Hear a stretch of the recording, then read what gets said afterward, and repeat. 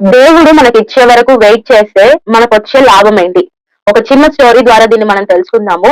ఒకసారంట ఒక తల్లి తన కుమారుడిద్దరూ కలిసి ఒక ప్రొవిజన్ షాప్‌కి వెళ్లారంట.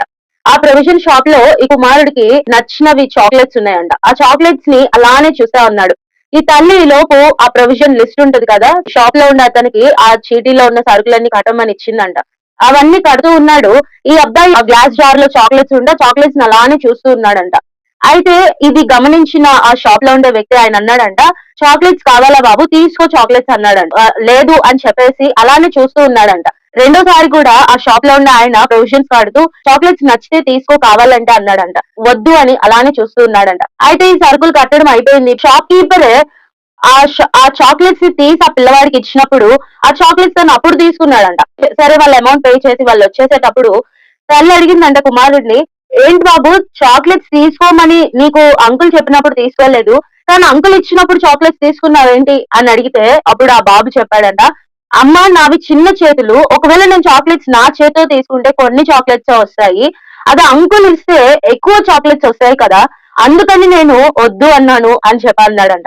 దానికి ఆ తల్లి చాలా నవ్వుకుంది. మనం చాలా సార్లు ఇలానే అనుకుంటాం. మనము ముందుకు వెళ్లి మన జీవితాన్ని మనం సరి చేసుకోవాలని, మనకి కావాల్సింది మనం తెచ్చేసుకోవాలని చాలా సార్లు ఆలోచిస్తూ ఉంటాం. సంసోన్ కూడా తన జీవితంలో అదే చేశాడు. నాకు నచ్చింది నా కోసం తీసుకురండి అని చెప్పి దేవుడు ఇచ్చేంత వరకు వెయిట్ చేయలే. ఆ బాబు అంకుల్ ఇచ్చేంత వరకు వెయిట్ చేస్తే తనకి ఎక్కువ చాక్లెట్స్ వచ్చాయి. తనకి సమృద్ధి ఉంది. మనకి ఇష్టమైంది మనం గ్రాబ్ చేసుకుంటూ ఉంటాం.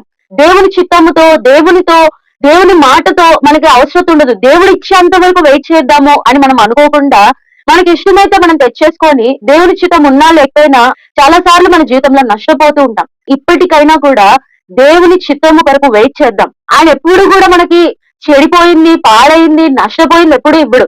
మంచిది, శ్రేష్టమైంది, భవిష్యత్తు గురించి కూడా తెలుసు కాబట్టి ఏది అవసరమో అదే దేవుడు మనకి ఇస్తాడు. దేవుడి మీద ఆధారపడడం నేర్చుకుందాం. దేవుడు ఇచ్చేంత వరకు వెయిట్ చేయడం నేర్చుకుందాము. దేవుడు ఇచ్చినప్పుడే తీసుకుందాం. ఆయన చిత్తంలో మన జీవితాలు ఉంటే దేవుడు తన చేతులతో ఇస్తే మన జీవితాల్లో మనం సమృద్ధిని చూసాము. దేవుడు మనకి ఇచ్చినప్పుడు తీసుకుంటే అది మనకి ఆశీర్వాదముగా మార్చబడుతుంది. కాబట్టి దేవుడు ఇచ్చేంత వరకు వెయిట్ చేద్దాము. అవి కొన్నిసార్లు ఆలస్యంగా అనిపించొచ్చు కానీ అది ఆలస్యమే కానీ అలక్ష్యం కాదు. లాజరు చనిపోయిన తర్వాత అందరూ అది ఆలస్యం అనుకున్నారు కానీ దేవుడు సరైన సమయానికి వచ్చి లాజరు జీవితంలో అద్భుతం చేయాలనుకున్నాడు కాబట్టి దేవుడు కొంచెము ఆలస్యంగా వచ్చినట్టు మనకు అనిపించింది కానీ దేవుడు సరైన సమయానికి వచ్చి ఆయన తండ్రిని మహిమపరచాడు. తండ్రి మహిమపరచబడాలంటే కొన్నిసార్లు ఆయన ఇచ్చేంత వరకు వెయిట్ చేయాలి. ఆయన మన జీవితంలో కార్యము చేసేంత వరకు వెయిట్ చేయాలి.